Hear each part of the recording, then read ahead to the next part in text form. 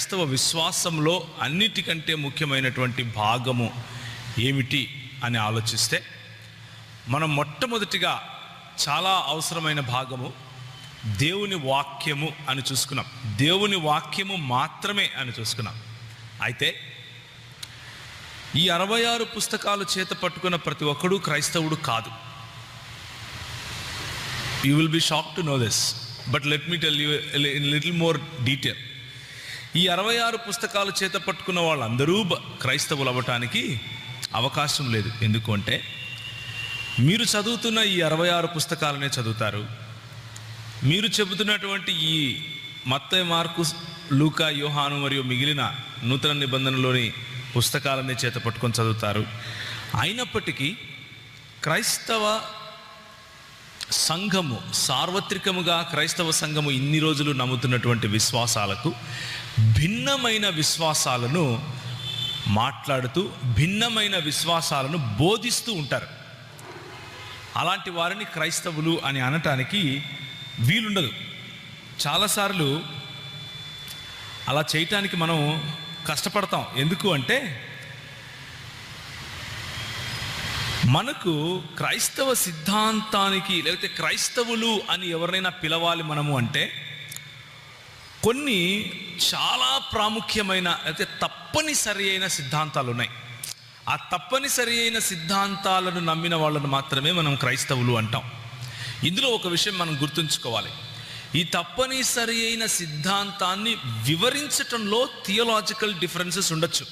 ఉదాహరణకి నిన్న మన జానీ బ్రదర్ ఒక ప్రశ్న అడిగారు. ఏమని అడిగారంటే, హస్త నిక్షేపణ ఉందా? పాత నిబంధన గ్రంథంలో అభిషేకం అనేవారు, కొత్త నిబంధన గ్రంథంలో తిమోతికి రాసిన పత్రికలో 2-3 వచనాల కారణంగా, తీతుకు మరియు తిమోతికి రాసిన పత్రికలో ఉన్న వచనాల కారణంగా హస్త నిక్షేపణ లేకపోతే పరిచర్య కొరకు ఎవరైనా సిద్ధపరిచి పంపించడం అనే ప్రక్రియ ఉందా? ఉంటే కారణం ఏంటి, లేకపోతే కారణం ఏంటి? ఇది అన్న ప్రశ్న.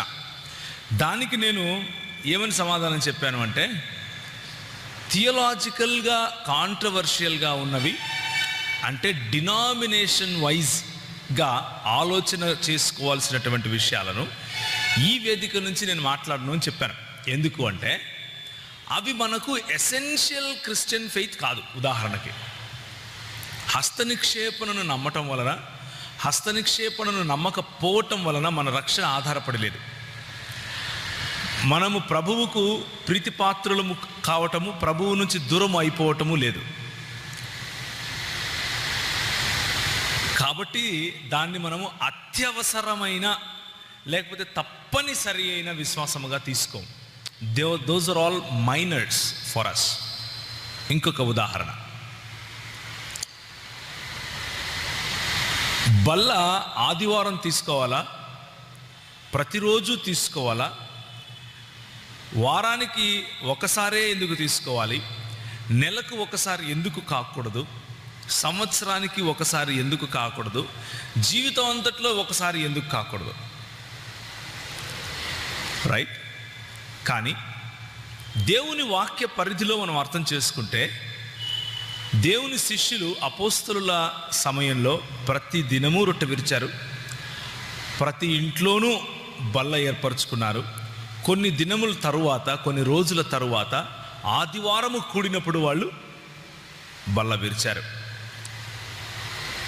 ఆ తరువాత చర్చ్ హిస్టరీలో చూస్తే మెల్లిమెల్లిగా అది డైల్యూట్ అవుతూ 1 నెలకు ఒకసారి చేసే పరిస్థితులు కూడా చూసాం. తరువాత పండుగకోసారి చేసే పరిస్థితి కూడా చూసాం. స్క్రిప్చర్ను మాత్రమే తీసుకుని వెళ్తే, దేవుని వాక్యాన్ని మాత్రమే తీసుకుని వెళ్తే మనము ప్రతిదినము బల్ల విరవచ్చు. ఒకవేళ మనం సంఘంగా కలిస్తే ప్రతి ఆదివారము బల్ల విరవచ్చు. ఒకవేళ మనం సంఘంగా కలిస్తే స్క్రిప్చర్కు బయట చేసిన ప్రాక్టీసెస్ని మనం తీసుకోవాల్సిన అవసరం లేదు. కాబట్టి దాని నుంచి ఆలోచించాల్సిన అవసరం లేదు. స్క్రిప్చర్లో ఉన్నంత వరకు లేకపోతే వాక్యానుసారంగా మాత్రం తప్పనిసరిగా వారు చేసిన ప్రాక్టీస్ని మనం చేయాలి. అయితే ఆ నెలకు ఒకసారి బల్ల విరిస్తే రక్షణ పోతుందా అన్నది ప్రశ్న. నా ప్రశ్న అర్థమవుతుంది కదా? నెలకు ఒకసారి బల విరిచినంత మాత్రాన, బలలో పాల్పంపులు పొందినంత మాత్రాన నేను క్రైస్తవుణ్ణి అని పిలవబడనా? కాదు. మనకు క్రైస్తవుడు అని పిలువబడటానికి ఎసెన్షియల్స్ కొన్ని ఉన్నాయి. ఎసెన్షియల్స్ చాలా ప్రాముఖ్యమైనవి. ఈ అత్యవసరమైనవి లేకపోతే అతి ప్రాముఖ్యమైన వాటిని గనక తప్పితే ఆ వ్యక్తిని క్రైస్తవుడు అనటానికి వీల్లేదు. అవి ఏంటివి అన్నవే మనం చూడబోతున్నాం ఈరోజు.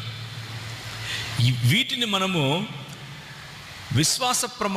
ఈ విశ్వాస ప్రమాణాలను ఎక్కడి నుంచి తీసుకున్నాము అంటే, మెయిన్ లైన్ చర్చెస్లో ఈ మాట చెప్తూ ఉంటారు. ఇది అపోస్తలుల విశ్వాస సూత్రము అంటారు. ఇవాంజలికల్ చర్చెస్ మరియు పెంటికాస్టల్ చర్చెస్ మరియు క్యారిస్మాటిక్ చర్చెస్ ఎవరైతే బార్న్ అగైన్ అని చెప్తారో వాళ్ళు దీన్ని పట్టి చెప్పరు. ఎందుకు అంటే ఇది దేవుని వాక్యంలో ఉంది కాబట్టి దేవుని వాక్యంలో ఉండి చదువుకుంటే సరిపోతుంది అని. అందులో తప్పు లేదు. ఇది ఎదురుగా మీకు కనిపించే అపోస్తలుల విశ్వాస సూత్రం ఏదైతే ఉందో అది వాక్యం కాదు, కానీ వాక్యంలో నుంచి సేకరించబడినటువంటి అతి ప్రాముఖ్యమైన విశ్వాసాల సంపుటిక, లేకపోతే అతి ప్రాముఖ్యమైన విశ్వాసాలను ఒకచోట చేరిస్తే మనకు వచ్చినటువంటి అన్నమాట. అతి ప్రాముఖ్యమైన వాటిలో త్రిత్వము ముఖ్యమైనది. మొట్టమొదటిగా సువార్త. మొట్టమొదటిగా మనం చూడవలసింది ఏంటంటే సువార్త. దేవుని ప్రణాళిక.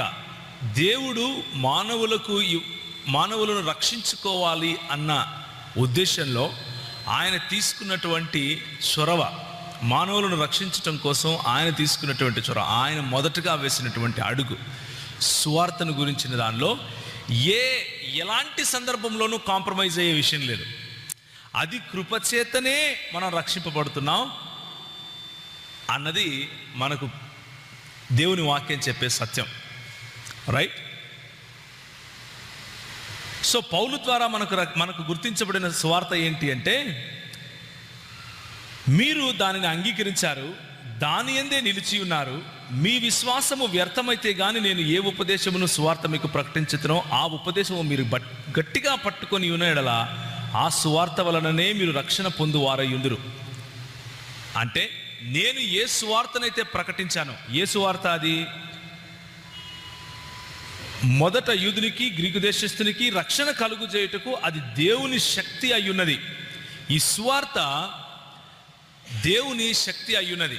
ఏంటయ్యా ఆ శక్తి అంటే, పాపము నుంచి ప్రాయశ్చిత్తము, పాపపు శక్తి నుండి విడుదల, ఆ తర్వాత పాపపు సముఖములో నుండి భవిష్యత్తులో రక్షింపబడటం. అంటే రోమీయులకు రాసిన పత్రిక 9వ అధ్యాయం చూస్తే ఈ సువార్త ఏం సువార్తయా అంటే ఇది రక్షణను గూర్చిన సువార్త.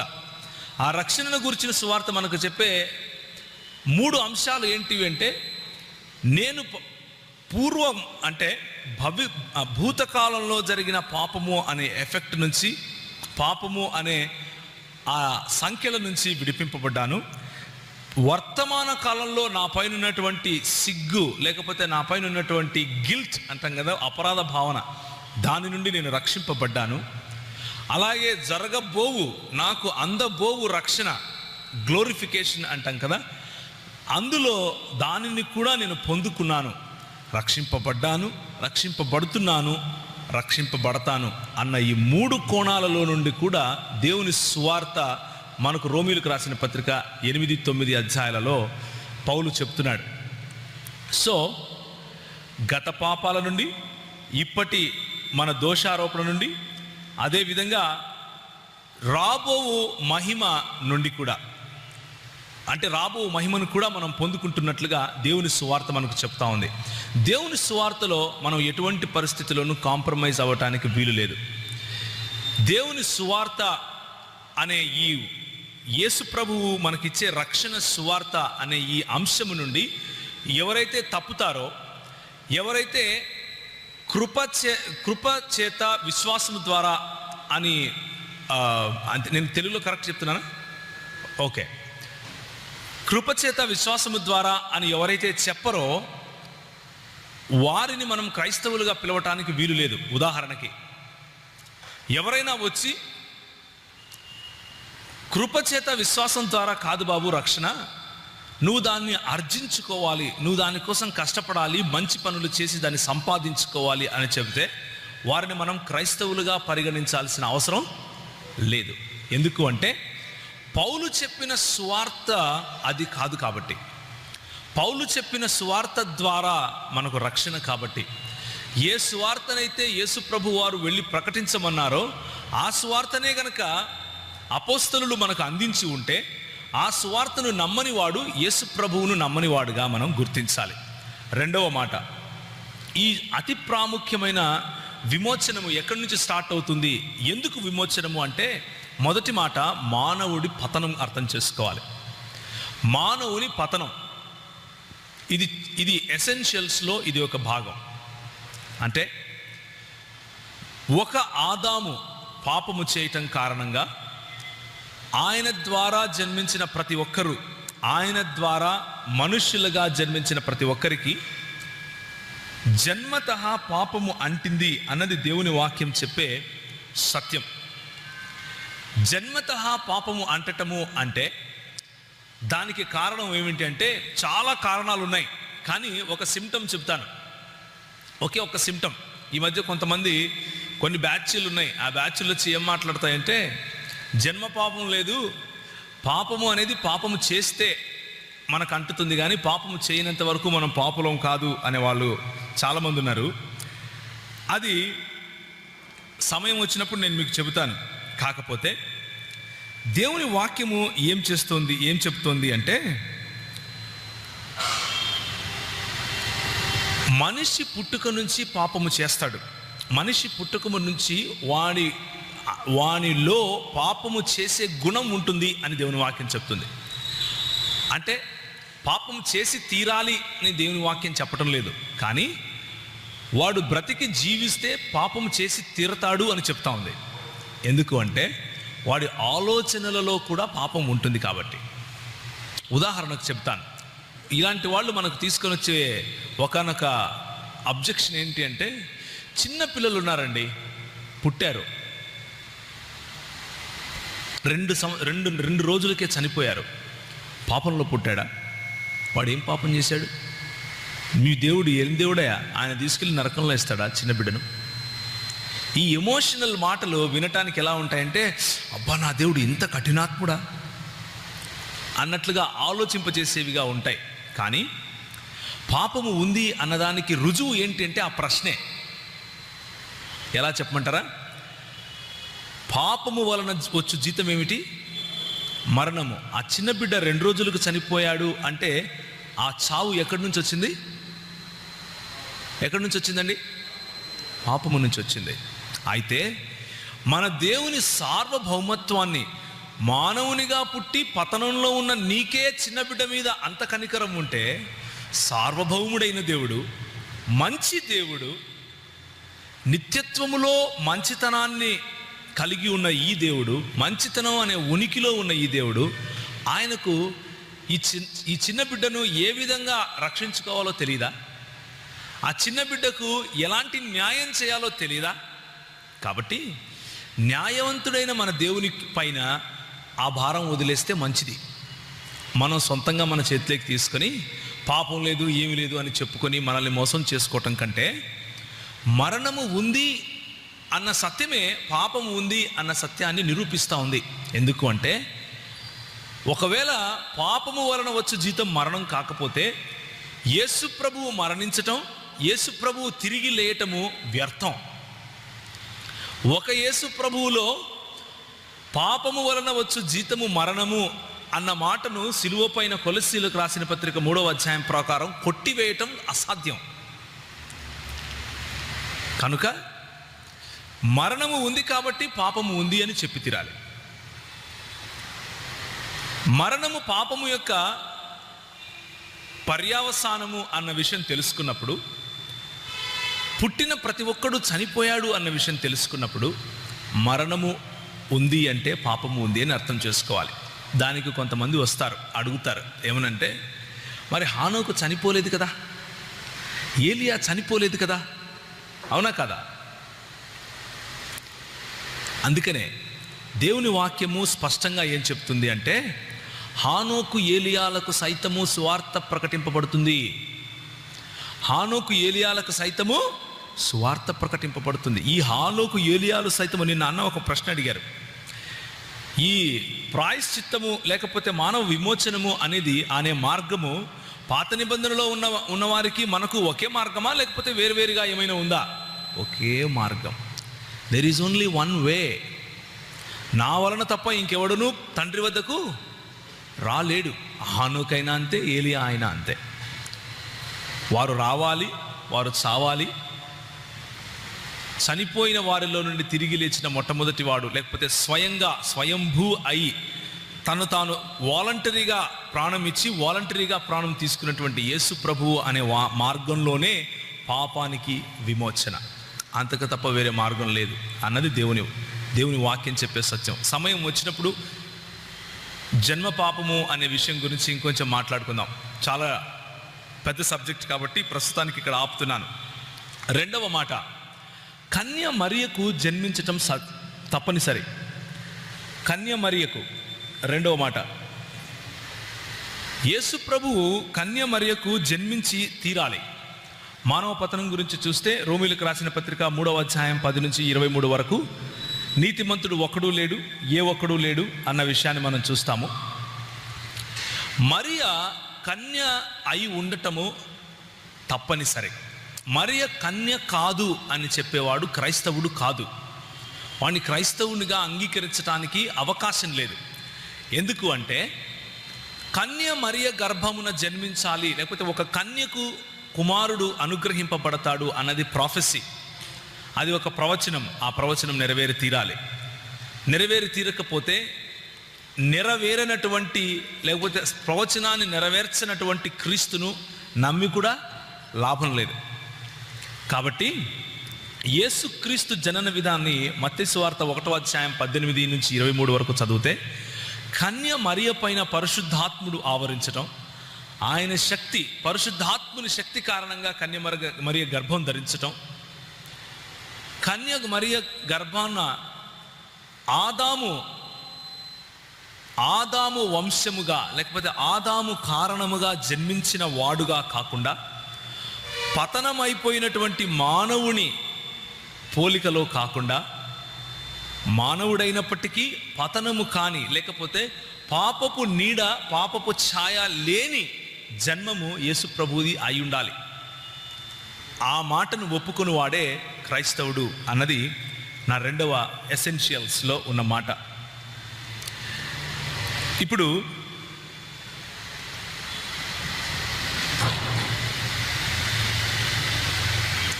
ఓకే, క్రీస్తు పరిశుద్ధత. ఈ యేసు క్రీస్తు ఎవరి గురించి అయితే మనకు దేవుని వాక్యం చెబుతా ఉందో, ఆ యేసు క్రీస్తు పరిశుద్ధమైన దేవుడు. పరిశుద్ధుడు అని మనం ఎందుకు చెప్తున్నాము అంటే, రైట్, కొరింథీయులకు రాసిన పత్రిక 5వ అధ్యాయం 21, 2వ కొరింథీయులకు రాసిన పత్రిక 5వ అధ్యాయం 21 చదివితే, దేవుని నీతి అగునట్లు పాపమెరుగని ఆయనను మన కోసము పాపముగా చేసెను అని దేవుని వాక్యం చెబుతా ఉంది. అంటే యేసుక్రీస్తు ప్రభువు పాపిగా చేయబడలేదు, పాపముగా నీ కోసము నా కోసము మనకు నీతి కలుగటం కోసం చేసుకున్నాడు. ఏ పాపమైతే మానవుని పతనం కారణంగా దేవునికి మానవునికి మధ్య అగాధం పెంచిందో, ఆ పాపానికి శిక్ష పడాలి. కాబట్టి యేసు ప్రభువే పాపముగా చేయబడ్డాడు. మన ప్రధాన యాజకుడు మన బలహీనతలను మనతో సహానుభవము లేనివాడు కాదు, కానీ సమస్త విషయములలోనూ మన వలనే శోధింపబడినను ఆయన పాపము లేనివాడుగా ఉన్నాడు. హెబ్రీయులకు రాసిన పత్రిక. యేసు ప్రభువు పాపము లేని జీవితం జీవించాడు. ఆయన పుట్టుకలో పాపము లేదు, ఆయన ప్రవర్తనలో కూడా పాపము లేదు, ఆయన నడవడికలో పాపము లేదు. నిర్దోషమైనటువంటి రక్తము కలిగినటువంటి యేసు ప్రభువు మన కోసము బలి చేయబడ్డాడు అన్న విషయం మనం నమ్మి తీరాలి. అలా నమ్మిన వాడే క్రైస్తవుడు అవుతాడు. 1 పేతురు 3వ అధ్యాయం 18వ వచనంలో, అనీతిమంతుల కొరకు నీతిమంతుడైన క్రీస్తు శరీరం విషయంలో చంపబడియు అన్న మాట మనం చూస్తాం. నీతిమంతుడు ఒకడునూ లేడు అని రోమీయులకు రాసిన పత్రిక చెప్తే, అలా ఒకడు కూడా లేని నీతిమంతుల కోసం ఒక నీతిమంతుడు చనిపోయాడు అని పేతురుకు రాసిన పత్రిక చెబుతా ఉంది, లేకపోతే పేతురు రాసిన పత్రిక చెబుతా ఉంది. కాబట్టి యేసు ప్రభువు యొక్క పరిశుద్ధతను అంగీకరించి తీరాలి. ఇక్కడ ఒక మాట చెప్తాను. మిగిలిన మతాల వారు యేసు ప్రభువును పరిశుద్ధంగానే చూస్తారు, క్రైస్తవులతో సహా, ముస్లిములతో సహా, బహాయిలతో సహా, కాదియానీలతో సహా, యూదా గోత్రంలోని ఒక తెగతో సహా యేసు ప్రభువును పరిశుద్ధునిగానే చూస్తారు. అయితే వారు చూస్తున్న పరిశుద్ధతకు మనం చూస్తున్న పరిశుద్ధతకు ఉన్న తేడా చెప్తాను. ఇప్పుడు వారు చూస్తున్న రీతిలో యేసు ప్రభువును వారు పరిశుద్ధులుగా చూస్తున్నప్పటికీ క్రైస్తవులు కారు అని ఎందుకు చెప్తున్నాము అన్న తేడా చెప్తాను, జాగ్రత్తగా వినండి. ఎందుకు అంటే మనము యేసు ప్రభువును పరిశుద్ధునిగా ఎందుకు చూస్తున్నాము అంటే, మన స్వకీయ దురాశల చేత ఈడవబడి మనము పాపం చేస్తాం. అవునా? స్వకీయ దురాశల చేత అంటే ఫ్రమ్ విదిన్, లోపల నుంచి మనకు కలిగే దురాశ లేకపోతే పాపము అనే గుణం కారణంగా మనము ఆ ఈడవబడి పాపం చేస్తే, యేసు ప్రభువు మనలాగే బయట నుంచి వచ్చే టెంప్టేషన్స్, లోపల నుంచి ఆయనకు టెంప్టేషన్స్ రావు. ఎందుకు రావు? ఆయన పరిశుద్ధమైన జన్మను జన్మించాడు కాబట్టి. అంటే జన్మతః పరిశుద్ధుడు ఆయన అని. మిగిలిన వాళ్ళు చెప్పే మాట ఏంటంటే, జన్మతః అందరూ పాపం చేయని వాళ్ళే, పాపము ఎవడైతే చేస్తాడో వాడే పాపి. బైబిల్ ఏం చెప్తుంది అంటే, పుట్టావు పాపిగా కాబట్టే పాపం చేస్తావు. ఇది తేడా. ఏమైనా కన్ఫ్యూజన్ ఉందా? నువ్వు పాపిగా పుట్టావు కాబట్టి పాపం చేస్తావు అని బైబిల్ చెప్తుంది, నువ్వు పాపం చేసావు కాబట్టి పాపి అయ్యావు అని మిగిలిన వాళ్ళు చెప్తారు. కాబట్టి పాపములో పుట్టిన మనల్ని రక్షించటానికి మనము ఏ విధంగా అయితే పరిశుద్ధులము కాదో పాపములో పుట్టిన కారణంగా, ఆయన పరిశుద్ధుడైన యేసు ప్రభువు పాపములో పుట్టకుండా బయట నుంచి వచ్చే ప్రలోభాలను సైతం జయించి, హెబ్రీయులకు రాసిన పత్రిక ప్రకారం మనల్ని విమోచించాడు, మనల్ని రక్షించాడు, మనకు తన పరిశుద్ధతను ఆపాదించాడు. ఇది రైట్గా అర్థం చేసుకునే పద్ధతి. ఇందులో కాంప్రమైజ్ అయ్యే క్వశ్చన్ లేదు. యేసుక్రీస్తు పరిశుద్ధతలో కాంప్రమైజ్ అయ్యే ప్రశ్న లేదు. ఇప్పుడు యేసుక్రీస్తు దైవత్వం. యేసుక్రీస్తు కేవలం పరిశుద్ధుడు అని చెప్తే సరిపోదు. యేసుక్రీస్తు ఎంతోమంది దేవుళ్ళలో ఒక దేవుడు అని చెబితే సరిపోదు. యేసుక్రీస్తు దైవత్వాన్ని ఎవరైతే నమ్ముతారో వారినే మనము క్రైస్తవులుగా పిలుస్తాం. ఉదాహరణకి కొన్ని బ్యాచ్లు ఉన్నాయని చెప్పాను కదా, తొడగొట్టే బ్యాచ్, మీసాలు తిప్పే బ్యాచ్లు. వీళ్ళు యేసు ప్రభు దైవత్వాన్ని నమ్మరు. యేసు ప్రభువు దైవత్వాన్ని నమ్మని వాళ్ళను మనము క్రైస్తవులుగా ఎంచటానికి వీలు లేదు. ఎందుకు అంటే, పౌలు మరియు అపోస్తలులు మనకు పరిచయం చేసిన యేసు, వారు చెప్పే యేసు వేరు కాబట్టి. ఉదాహరణకి ముస్లింలు యేసు ప్రభు పరిశుద్ధుడు అని నమ్ముతారు. ఇంకా ముస్లింలు ఏం నమ్ముతారంటే, భూమి మీద పుట్టిన ప్రతి శిశువును కూడా వచ్చి సాతాను గిల్లుతాడట. గిల్లితే ఆ శిశువు ఏడుస్తాడు. అలా టచ్ చేయకుండా పుట్టిన వాళ్ళు సాతానుడుగా టచ్ అనే మినిస్ట్రీ చేస్తాడు. మీకు తెలుసు తెలీదో? సాతాను టచ్ చేసిన మినిస్ట్రీలోనే మనందరం ఉన్నామంట. కానీ ఆ సాతాను మినిస్ట్రీకి కూడా అందని వాడు యేసుప్రభు ఒక్కడే. ఖురాన్ ప్రకారం ముహమ్మద్ను కూడా తగిలాడు. యేసుప్రభువు మరియు మరియం, అంటే యేసుప్రభు తల్లి అయిన మరియం, వీళ్ళిద్దరే అంత పరిశుద్ధులు అని ఖురాన్ చెప్తుంది. మనం చెప్పే పరిశుద్ధత అది కాదు. అర్థమవుతుంది కదా మీకు? మనం చెప్పే పరిశుద్ధత అది కాదు. మనం చెప్పే పరిశుద్ధత ఏంటంటే దైవత్వముతో కూడిన పరిశుద్ధత. పరిశుద్ధతకు ఏదైనా ఒక స్టాండర్డ్ స్కేల్ అనేది ఉంది అంటే, పరిశుద్ధతకు ఎక్స్ట్రీమ్ ఏదైనా ఉంది అంటే,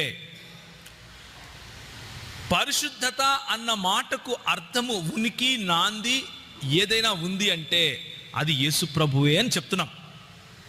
అది మనం చెప్పే పరిశుద్ధతకు, అవతలవాడు చెప్పే పరిశుద్ధతకు తేడా. మనం చెప్పే పరిశుద్ధత యేసుక్రీస్తు దైవత్వముతో కూడినటువంటి పరిశుద్ధత. అందుకే మత్తయి సువార్త 16వ అధ్యాయం 16వ వచనంలో సీమోను పేతురు, నీవు సజీవుడవగు దేవుని కుమారుడవైన క్రీస్తువు అని చెప్పాడు. ఈ విషయాన్ని నెక్స్ట్ క్లాసెస్లో మనం ఇంకా క్లియర్గా చూస్తాం. యేసు ప్రభు దైవత్వం గురించిన ప్రశ్నలు, వాటి సమాధానాలు కూడా ఈరోజు మాట్లాడుకుంటాం.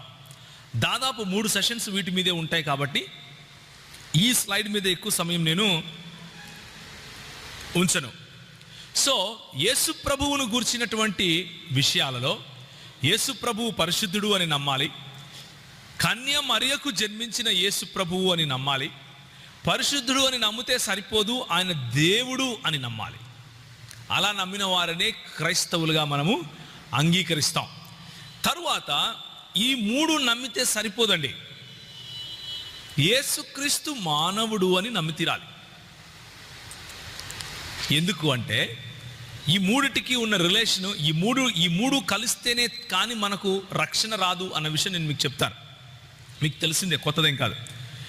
యేసుక్రీస్తు మానవత్వాన్ని మనము యోహాను సువార్త 1వ అధ్యాయం 14వ వచనం కనుక చూస్తే, వాక్యముగా ఉన్న దేవుడు, వాక్యమై దేవునితోనూ దేవునిగాను ఉన్న దేవుడు ఏమై వచ్చాడు?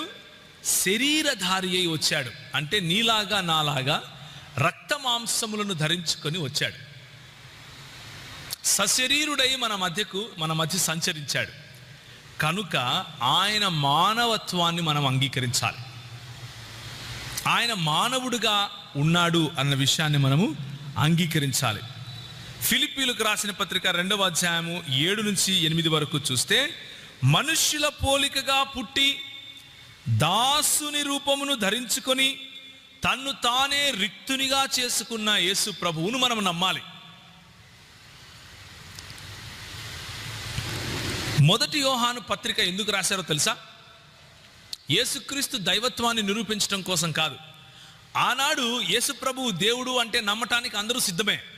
కానీ యేసు ప్రభు మనిషి లేకపోతే మానవుడు అంటే నమ్మటానికి సిద్ధంగా లేరు ఎవరు. ఈనాడు ఉల్టా, ఈరోజు ఉల్టా. అది ఓకే. కానీ నాస్టిక్స్ అనే వాళ్ళు ఉండేవారు. వారి ఉద్దేశం ప్రకారము రక్త మాంసములు లేకపోతే పదార్థమైనది ఏది కూడా దైవత్వాన్ని కలిగి ఉండలేదు అన్నది వాళ్ళ ఉద్దేశం. పదార్థమైనది ఏది కూడా దైవత్వమును కలిగి ఉండటానికి వీలు లేదు అన్నది వాళ్ళ ఉద్దేశం. కాబట్టి మానవుడిగా జన్మించిన వాడు ఎవడు కూడా దేవుడు కాదు అన్నది వాళ్ళ ఉద్దేశం. కాబట్టి క్రీస్తు సిలువెక్కాడు అంటే మానవుడిగా ఉన్న యేసు చనిపోయాడు, కానీ బాప్తీస సమయంలో ఆయన మీదకి వచ్చినటువంటి దైవత్వమైనటువంటి క్రీస్తు సిలువెక్కగానే అక్కడి నుంచి వెళ్ళిపోయాడు అన్నది వాళ్ళ సిద్ధాంతం. దాన్ని ఖండించటానికే 1 యోహాను పత్రిక రాశాడు. ఎవరు? యోహాను భక్తుడు. అందుకని ఆయన రాస్తాడు, ఎవరినైతే మేము స్పృశించితిమో లేక తాకామో, ఎవరి స్వరమునైతే మేము విన్నామో, ఎవరితోనైతే సహచారం చేశామో అంటూ ఆయన ఫిజికల్ అపియరెన్స్ని, ఆయన ఫిజికల్ టచ్ని, ఆయన ఫిజికల్ వర్డ్ని ఆయన ఎక్స్ప్లెయిన్ చేస్తాడు. కాబట్టి క్రైస్తవుడు అని చెప్పుకునేవాడు యేసుక్రీస్తు మానవుడు అని నమ్మి తీరాలి. మానవుడు కాకపోతే మనకు విమోచన లేదు. ఎందుకు అంటే ఒక ఆదాము ద్వారా మనకు పాపం వచ్చింది, ఇంకొక ఆదాము ద్వారా ఆ పాపము తీసివేయబడాలి. ఒక ఆదాము ద్వారా మనకు అంటినటువంటి ఈ వ్యాధి, పాపం అనే వ్యాధిని ఇంకొక ఆదాము జయిస్తేనే మన నుంచి తీసివేయబడే సాధ్యం ఉంది. ఆదం అంటే మనిషి అని అర్థం, నరుడు అని అర్థం. ఫీమేల్ మేల్ అనే డిఫరెన్స్ ఇక్కడ లేదు. ఆదం అంటే ఇద్దరికి సంబంధించింది. మానవులు అన్న విషయం, ఇన్సాన్ అని. సో యేసు ప్రభువు దైవత్వం ఎంత ప్రాముఖ్యమో యేసు ప్రభువు మానవత్వం కూడా అంతే ప్రాముఖ్యం. హెబ్రీయులకు రాసిన పత్రిక 2వ అధ్యాయం 14వ వచనం చూస్తే, కాబట్టి ఆ పిల్లలు రక్తమాంసములు గలవారైనందున ఆ ప్రకారమే మరణము యొక్క బలము గలవానిని అనగా అపవాదిని మరణము ద్వారా నశింపజేయుటకు జీవితకాలమంతయు మరణ భయము చేత దాస్యమునకు లోబడు వారిని విడిపించుటకు ఆయన కూడా రక్త మాంసములలో పాలివాడయ్యాడు. యేసు ప్రభువు రక్త మాంసములలో పాలివాడయ్యాడు. యేసు ప్రభువు రక్త మాంసములలో పాలివాడయ్యి ఇప్పుడు ఎక్కడికో వెళ్ళిపోయాడు అని అనుకుంటే ఇబ్బంది. ఈ రోజుకు కూడా ఆయన శరీరధారి అయి ఉన్నాడు. ఇది ఎంతమంది నమ్ముతారు? How many of you believe that he is reason in his body? ఆయన సశరీరుడై తిరిగి లేచాడు అని ఎంతమంది నమ్ముతారండి? అలా నమ్మని వాళ్ళు క్రైస్తవులు కాదు. So you better believe it. ఒకవేళ అందులో ఏమైనా డౌట్ ఉంటే ఇప్పుడే అడిగి తెలుసుకోండి. ఎందుకు అంటే తిమోతి ఏమంటాడు మనతో? దేవుడు ఒక్కడే, దేవునికి నరునికి మధ్య ఎవరు? క్రీస్తు యేసు అను నరుడు మధ్యవర్తిగా ఉన్నాడు. ఇప్పుడు నరుడేనా ఆయన? ఏమండి, యేసు ప్రభు వారు ఈరోజు ఏం చేస్తున్నారు? మన కోసం విజ్ఞాపన చేస్తున్నారు. దేవునికి మానవులకు మధ్య విజ్ఞాపన చేసే, లేకపోతే వకీలుగా ఉండే నరుడు ఈ రోజుకు కూడా నరుడు యేసు ప్రభు. కాబట్టి యేసుక్రీస్తు మానవత్వాన్ని, లేకపోతే యేసుక్రీస్తు మానవుడు నరుడు అన్న విషయాన్ని మనం అర్థం చేసుకోవాలి. ఇక్కడ ఒకవేళ డౌట్ రావచ్చు, మరి నరుడు అయితే ఆయనకు రక్తమాంసములు పరలోక రాజ్యమును, దేవుని రాజ్యమును స్వతంత్రించుకోవు కదా అన్న ప్రశ్న రావచ్చు. యేసు ప్రభువు తిరిగి రిజరెక్ట్ అయిన ఆ శరీరము మహిమ గల శరీరము. అందువల్లనే తలుపులు మూసినప్పటికీ లోపల ఉన్నటువంటి శిష్యులతో మాట్లాడటానికి ఆయన లోపలికి రాగలిగాడు. ఆ మహిమగల శరీరము యేసు ప్రభు ధరించి ఉన్నాడు. అయితే మానవుడే. ఇంకా దీనినే ఏమంటాము అంటే థియోలాజికల్ భాషలో హైపోస్టాటిక్ యూనియన్ అంటారు.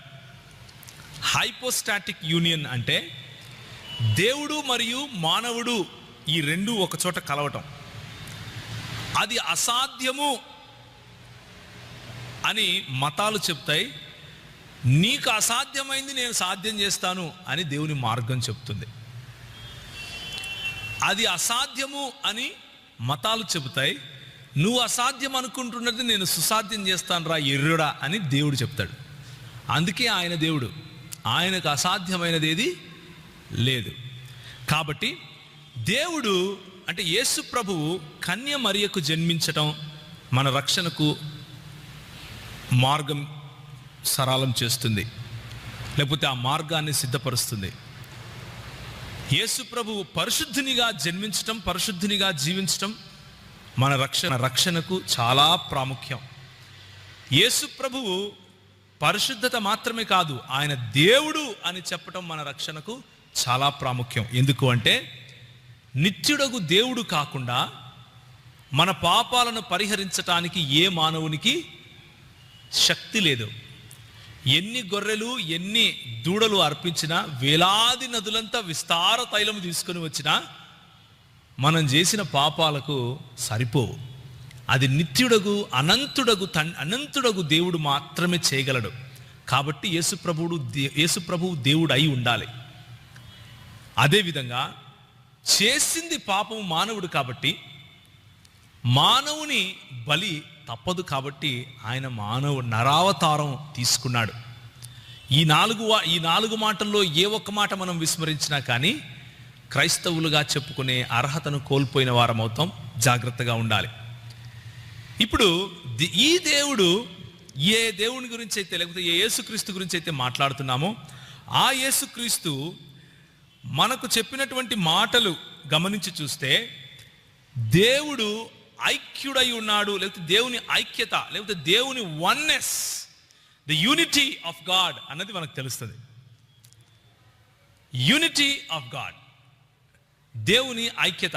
ఇప్పుడు మనం అర్థం చేసుకోవాల్సింది ఏంటంటే ముగ్గురు దేవుళ్ళు ఉన్నారు అని చెప్పే క్రైస్తవుడు కాదు. జాగ్రత్తగా వినండి నేను చెప్పే మాటలు. ముగ్గురు దేవుళ్ళు ఉన్నారు అని చెప్పేవాడు క్రైస్తవుడు కాదు. దేవుని వాక్యం చెప్పేది ఏంటి అంటే ఒక దేవుడే. ద్వితీయోపదేశకాండము 6వ అధ్యాయము 4వ వచనము. ద్వితీయోపదేశకాండము 6వ అధ్యాయం 4వ వచనం ఏం చెప్తుంది? ఇశ్రాయేలు వినుము, నీ దేవుడైన యెహోవా అద్వితీయుడగు యెహోవా. ఇష్మా ఇస్రాయిల్ యాహ్వే ఎలోహిను యాహ్వే యెహాద్ అని హెబ్రీ భాషలో ఉంటుంది. సో దేవుడు ఒకడు అన్న విషయాన్ని మనం అర్థం చేసుకోవాలి. ఒక దేవుణ్ణే మనం ఆరాధిస్తున్నాం. ఎవరైనా వచ్చి క్రైస్తవులు మీరు ముగ్గురు దేవుళ్ళను ఆరాధిస్తారా అని అడిగితే మన ఆన్సర్ ఏంటండి? కాదు, మేము ఒక్క దేవుణ్ణి ఆరాధిస్తాం. దీని వివరణ తర్వాత చూద్దాం. కానీ ప్రస్తుతానికి ఫౌండేషన్స్ అర్థం చేసుకోవాలి. ఈ ఫౌండేషన్స్ తప్పిన వాడు ఎవడు క్రైస్తవుడు కాదు అని చెప్పడం కోసం ఇది చెప్తున్నాను.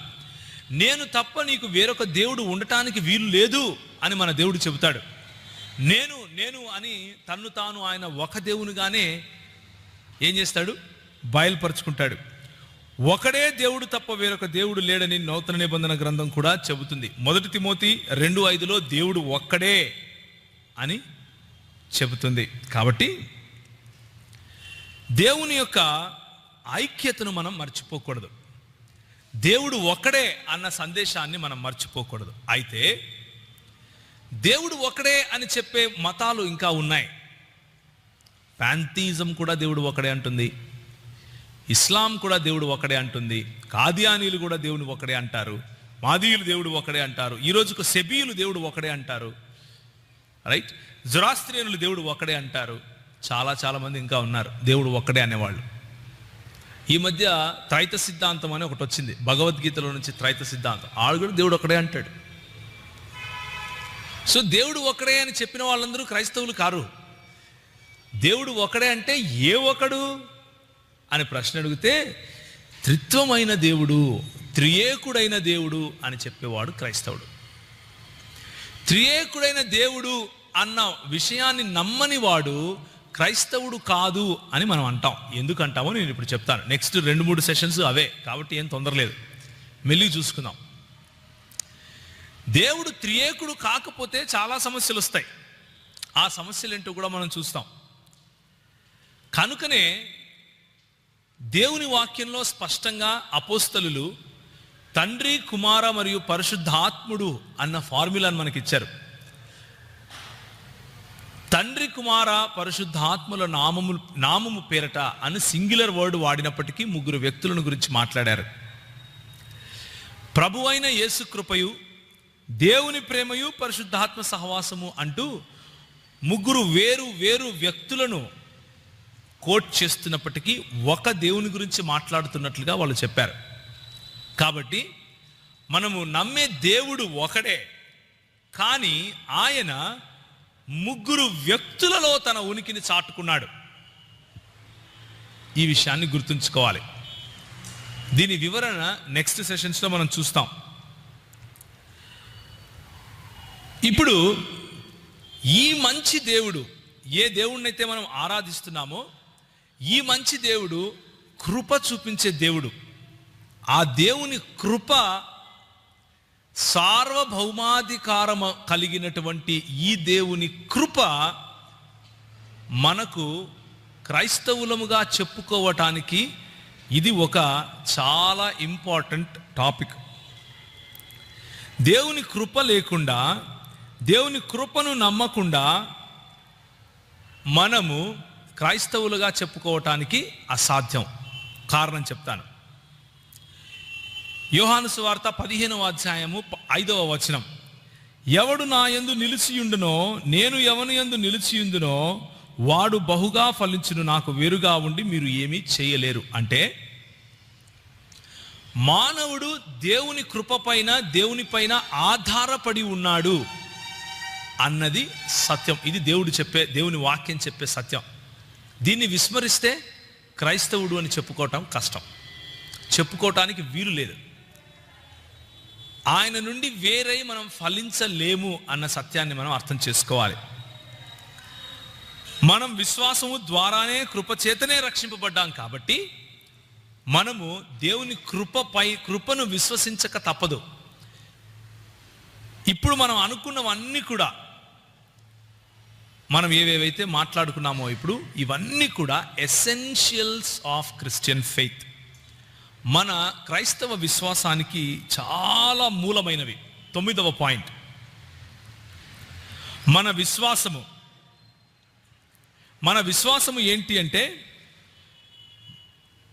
ఒకడు నీతిమంతునిగా తీర్చబడాలి అంటే అది విశ్వాసము ద్వారానే అన్నది యేసు ప్రభువు మనకు నేర్పించినటువంటి లేఖనాలు మనకు నేర్పించే విశ్వాసం. మన పనుల ద్వారా విశ్వాసంగా తీర్చబడము, నీతిమంతునిగా తీర్చబడము.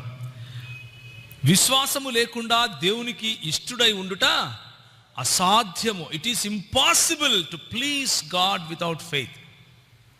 Without faith it is impossible to please God. హెబ్రీయులకు రాసిన పత్రిక 11వ అధ్యాయం. అలాగే మనము ఎలాంటి విశ్వాసాన్ని నమ్ముతాము అంటే, మంచి పనుల చేయటం కోసము తీసుకున్న విశ్వాసాన్ని నమ్ముతాం, మంచి పనుల వలన సంపాదించుకున్న విశ్వాసాన్ని కాదు. Okay, our faith are the symptom of our faith is good works. The source of our faith is not good works. అంటే మంచి పనుల కారణంగా మనకు విశ్వాసం రాదు, కానీ మనకు క్రీస్తు యేసు పట్ల ఉన్న విశ్వాసం కారణంగా మంచి పనులు మనం చేస్తాం. మంచి పనులు చేయాలి అన్న ఆజ్ఞను మనం శిరసా వహిస్తాం. ఓకే, కాబట్టే నీతిమంతుడు విశ్వాస మూలముగా జీవిస్తాడు. అయితే ఈ విశ్వాసము మూలముగా దేవుని కృపచేత మనం రక్షింపబడాలి అంటే యేసుక్రీస్తు యొక్క పశ్చాత్తాప బలిని మనం స్వీకరించాలి. ఉచితముగా ఇవ్వబడిన ఈ పశ్చాత్తాప బలిని మనము దాన్ని స్వీకరించాలి. యేసు ప్రభువు మన కొరకు బలిగా అర్పించబడ్డాడు కాబట్టే నాకు రక్షణ అన్న సత్యాన్ని మనం నమ్మాలి. ఇది ఈ 10 మనకు చాలా ప్రాముఖ్యమైనటువంటి విశ్వాసములు. ఇప్పుడు 11వది, యేసుక్రీస్తు చనిపోతే సరిపోదు, ఆయన తిరిగి లేపబడాలి. అందుకనే యేసుక్రీస్తు పశ్చాత్తాప బలి, ఉదాహరణకి ముస్లింలు చూడండి, పశ్చాత్తాప బలిని వాళ్ళు నమ్మరు. వమా కతలహు యకీనా అంటారు, అంటే వారు నిశ్చయముగా ఆయనను చంపలేదు కదా, ఆయనను చంపను లేదు, ఆయన సిలువ ఎక్కించను లేదు. వమా కతలుహు వమా సలబుహు. అయితే దేవుని వాక్యం చెప్పేదేంటి? ఆయన నిశ్చయంగా సిలువపైనే చనిపోయాడు. అది నమ్మని వాడు క్రైస్తవుడు కాదు. పౌలు ఏమంటాడు? సిలువ వేయబడిన క్రీస్తును మేము ప్రకటించుచున్నాము. క్రీస్తు సిలువపై చనిపోని ఎడల మేము ప్రకటించు విశ్వాసము వ్యర్థము. అదే మాట మేము తిరిగి లేపబడిన పునరుత్థానుడైన యేసుక్రీస్తును ప్రకటించుచున్నాము అని కూడా పౌలు అంటాడు. కాబట్టి యేసుక్రీస్తు పశ్చాత్తాప బలి ఒక్కటే కాదు, ఆయన తిరిగి లేవటం కూడా క్రైస్తవ విశ్వాసానికి పునాది. యేసుక్రీస్తు తిరిగి లేచి తీరాలి, మనము అంటే తిరిగి లేచాడు అని నమ్మి తీరాలి. అప్పుడే మనం క్రైస్తవులుగా చెప్పుకోవాలి, లేకపోతే క్రైస్తవులుగా చెప్పుకోకూడదు. ఇవన్నీ కూడా దేవుని వాక్యంలో నుంచి మనం నేర్చుకున్నప్పటికీ, దేవుని వాక్యంలో నుంచి చదివే వాళ్ళు కూడా కొన్నిసార్లు వీటిని విస్మరించే అవకాశం ఉంది, లేకపోలేదు. అయితే విస్మరించడానికి వాళ్ళకు చాయిస్ ఉంది, మనమేం వాళ్ళని కట్టేసి కొట్టం, కానీ క్రైస్తవులుగా పిలవం అంతే. అర్థమవుతుంది కదా నేను చెప్పే విషయం ఏంటో? ఇలా నమ్మని వాళ్ళను మనము క్రైస్తవులు అని పిలవం అంతే. మిగిలిన వాళ్ళు ఏమైనా నమ్మచ్చు, బైబిల్ గ్రంథం అందరి కోసం ఉంది, ఎవరైనా చదవచ్చు. మనం అందరినీ ఆహ్వానిస్తాం, అందరికీ బైబిల్ ఇస్తాం, చదవమని చెప్తాం. అయితే ఎవరిని క్రైస్తవులుగా పిలవాలి, ఎవరిని క్రైస్తవులుగా పిలవకూడదు అన్నదానికి దేవుని వాక్యం ఒక ప్రమాణం పెట్టింది. ఆ ప్రమాణాలే ఇవి. యేసుక్రీస్తు తిరిగి లేచి తీరాలి. రోమీయులకు రాసిన పత్రిక 4వ అధ్యాయం 25వ వచనము. మన ప్రభు అయిన యేసును మృతులలో నుండి లేపిన వాని యందు విశ్వాసం ఉంచినది మనకును ఎంచబడునని మన నిమిత్తము కూడా వ్రాయబడును. అదేమనగా యేసు ప్రభు అని నీ నోటితో ఒప్పుకోవాలి, ఆయనను దేవుడు మృతులలో నుండి లేపాడు అని హృదయమందు విశ్వాసించాలి. అప్పుడే రక్షణ. అలా విశ్వసించని వాడు రక్షణ పొందడు.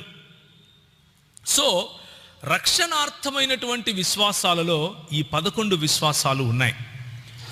రక్షణార్థమైనటువంటి విశ్వాసాలలో ఈ 11 ప్లస్ ఇంకా ఇంకా ఇంకా ఉన్నాయి. అయితే అవి అతి ప్రాముఖ్యమైనవి కాకపోవచ్చు. ఉదాహరణకి ఇంతకుముందు చెప్పుకున్న వాటిల్లోనే నేను ఒకటి రెండు ఉదాహరణలు నేను మీకు చెప్తాను. చూడండి, నేను ఒకసారి కొత్తగా రక్షణ పొందిన సమయంలో యేసు ప్రభు దేవుడు అని అంగీకరించిన తర్వాత, నా జీవితాన్ని ప్రభు మార్చిన తర్వాత నేను అనుకుంటున్నా, ఇప్పుడు నేను ఏ సంఘానికి వెళ్ళాలి, ఏ సంఘానికి వెళ్ళాలి? నేను రక్షింపబడిన సంఘానికే వెళ్తున్నాను. నాకైతే తెలీదు. కానీ ఒకరు వచ్చారు, నీకో విషయం తెలుసా, నువ్వు పోయే సంఘం ఎత్తబడే సంఘం కాదు అన్నాడు.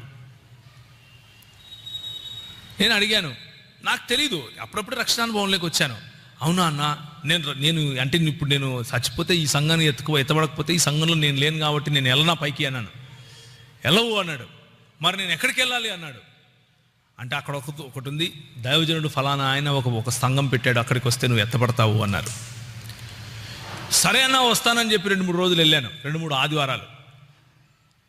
కానీ విశ్వాస ప్రమాణంగా నేను ఏ సంఘంలో అయితే రక్షణ పొందానో ఆ సంఘానికి ఏ అన్న అయితే నన్ను తీసుకెళ్ళాడో ఆ సంఘానికి నాకేం పెద్ద తేడా కనిపించలేదు. దేవుని వాక్యం ఇప్పి చూస్తే నాకు అనిపించింది ఏంటంటే, నాకు అర్థమైంది ఏంటంటే, కొద్దిగా తర్వాత దేవుడు తను తాను ప్రత్యక్షపరచుకునే సమయంలో దేవుని సంఘము అని చెప్పే దేవుని సంఘము, క్రీస్తు శరీరము అని చెప్పే సంఘము, అది సార్వత్రికమైనది. It is a universal church. అదేవిధంగా అది స్థానికమైనది కూడా. మనము నమ్మినటువంటి ఈ 11 ప్రాముఖ్యమైన విశ్వాసములను, వీటిలో నుంచి తప్పకుండా ఏ సంఘం అయితే ఉంటుందో ఆ సంఘాలన్నీ, ఆ సంఘాలు కాదు, సంఘము ఎత్తబడుతుంది. ఆ సంఘం అంతా ఎత్తబడుతుంది. ప్రశ్న ఏంటంటే, మనం సంఘంగా భావిస్తున్నది నిజంగా దేవుని సార్వత్రిక సంఘములో లేకపోతే యేసుక్రీస్తు శరీరంలో ఉందా లేదా అన్నది చూసుకుంటే చాలు. యేసుక్రీస్తు శరీరంలో ఏది ఉంటుంది అంటే కనీసం ఈ 11 ఉండాలి. కన్యమరియకు పుట్టి ఉండాలి, యేసు ప్రభు కన్యమరకు పుట్టాడు అని నమ్మి ఉండాలి, యేసు ప్రభు పరిశుద్ధుడు అని నమ్మాలి, యేసు ప్రభు పరిశుద్ధుడు మాత్రమే కాదు ఆయన దేవుడు అని నమ్మాలి, యేసు ప్రభు పరిశుద్ధుడు, దేవుడు, కన్యమరకు పుట్టినవాడు మాత్రమే కాదు ఆయన మనిషి అని నమ్మాలి, మానవుడు అని నమ్మాలి, దేవుని ఏకత్వాన్ని నమ్మాలి, దేవుని త్రిత్వాన్ని నమ్మాలి, సువార్తను నమ్మాలి, ఆ సువార్తలో భాగమైనటువంటి కృపచేత విశ్వాసము ద్వారా రక్షణ పొందటం అనే సిద్ధాంతాన్ని నమ్మాలి.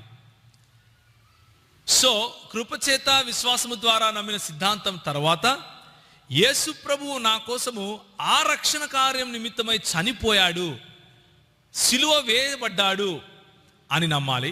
అది నమ్మితే సరిపోదు, ఆయన తిరిగి లేచాడు, పునరుత్థానుడయ్యాడు అని నమ్మాలి.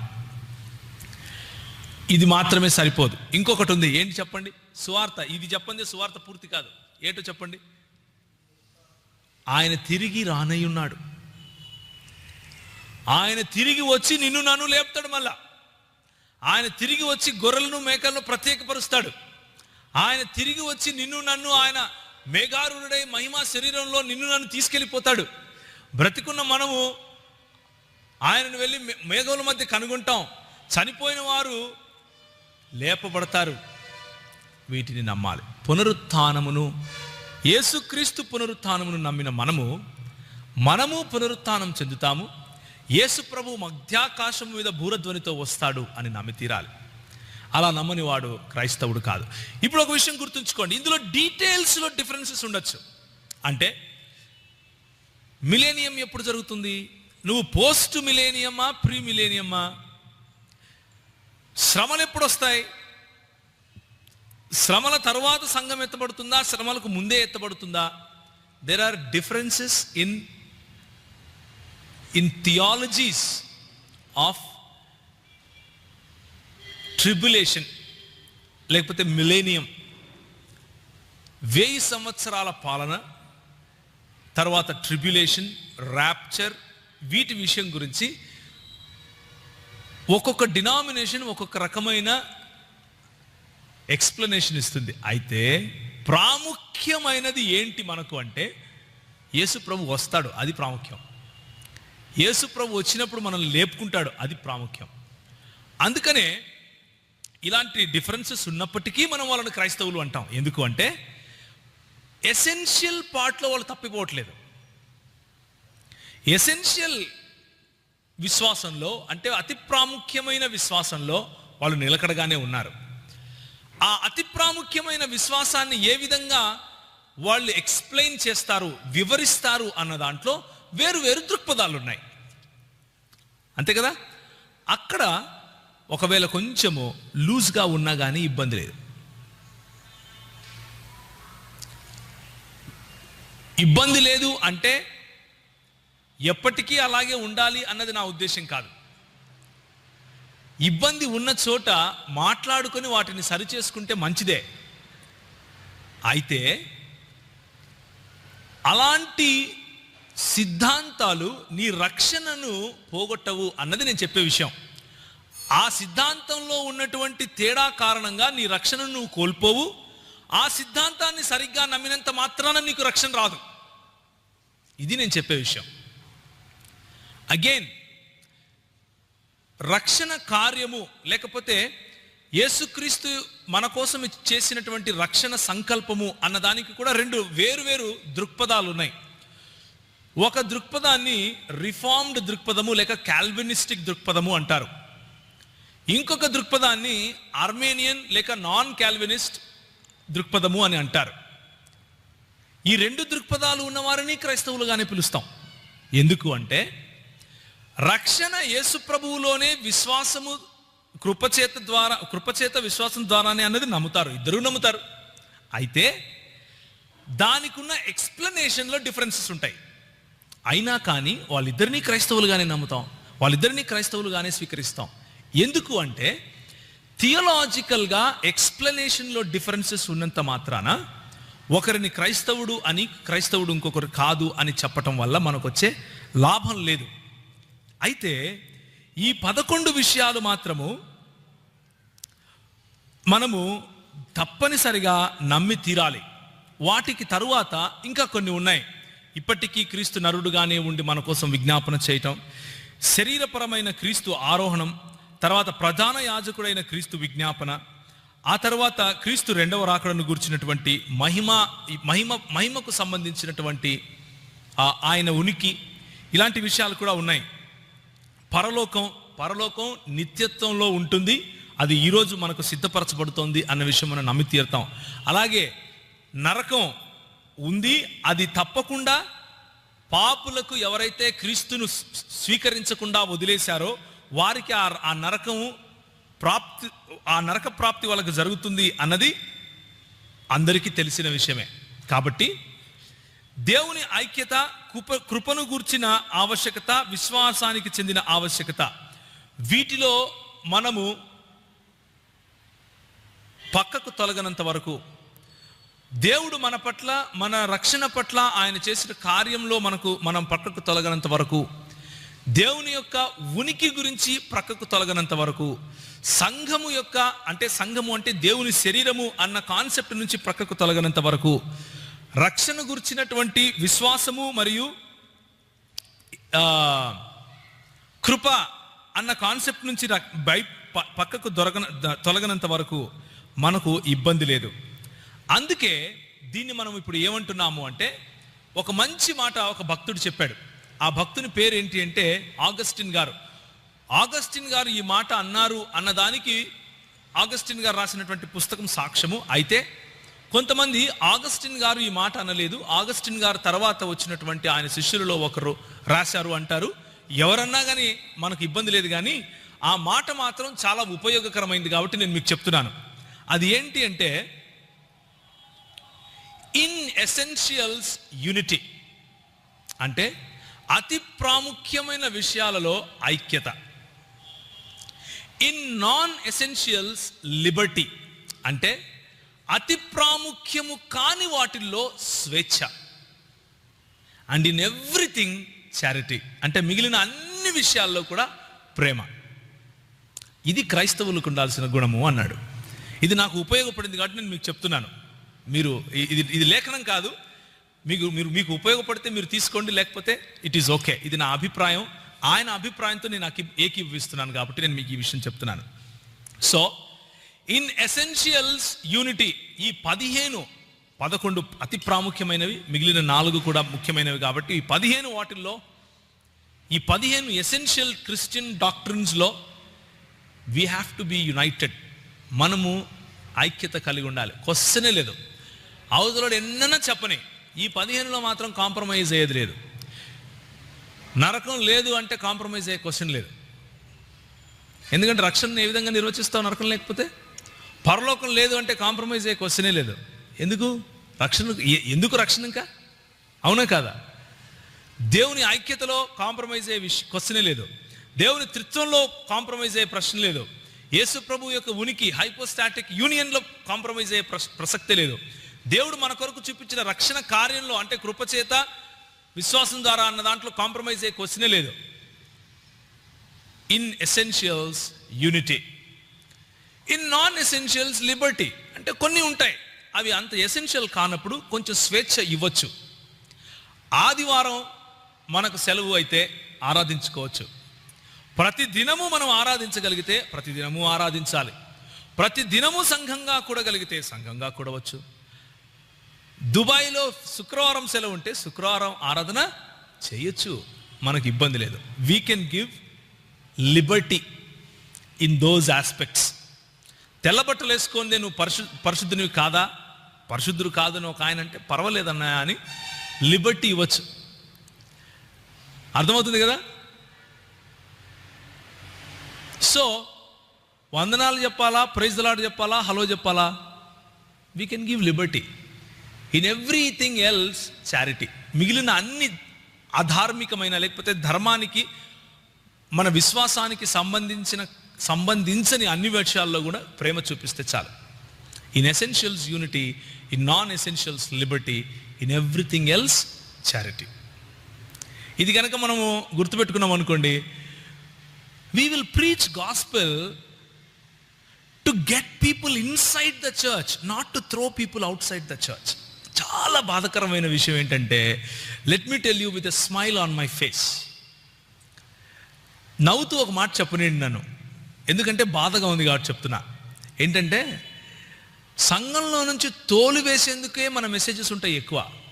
నువ్వు అట్లున్నావు, నువ్వు ఇట్లున్నావు, నువ్వు వాడివి, నువ్వు వీడివి, నువ్వు అద్ది, నువ్వు ఇది అన్నవే ఉంటాయి. కానీ అప్రిషియేటింగ్ మెసేజెస్ తక్కువ ఉంటాయి మనవి. మన విశ్వాసం ఎంత గొప్పది, నువ్వు విశ్వసిస్తున్నావు, I'm appreciating you for that. నువ్వు యేసు ప్రభువును నీ దేవుడని ఈ 15 విషయాలలో, ఈ 15 ఎసెన్షియల్ విషయాలలో నువ్వు నమ్మకంగా ఉంటున్నావు, I appreciate you for that అన్న మెసేజెస్ తక్కువ. మన ఫోకస్ అంతా నేను ఏ విధంగా అవతలి వాడి కంటే రైచస్ అని చెప్పడంలోనే ఉంటుంది. బాధాకరం కదా? నేను అవతలి వాడి కంటే ఏ విధంగా ఎక్కువ నీతిమంతుణ్ణి అని చెప్పడంలోనే మన ఫోకస్ అంతా ఉంటుంది. లేకపోతే నా సంఘము అవతలి సంఘం కంటే ఏ విధంగా గొప్పది అని ప్రూవ్ చేసుకోవడంలోనే మొత్తం ఎనర్జీ స్పెండ్ చేస్తాం.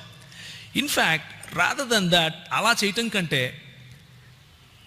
బ్రదర్ నువ్వు సంఘం కడుతున్నావు, నేను ఒక సంఘంలో ఉంటున్నాను, లెట్ us గ్రో టుగెదర్. మంది దుకాణం కాదు అని ఎప్పుడు తెలుస్తుంది అంటే, అందరినీ కలుపుకొని తిరిగితేనే తెలుస్తుంది. నేను సెపరేటిస్టు, నేను కేసీఆర్ అని చెప్పుకుంటే అలాగే కూడా తిరగచ్చు. అలా తిరిగే సంఘాలు చాలా ఉన్నాయి, రైట్?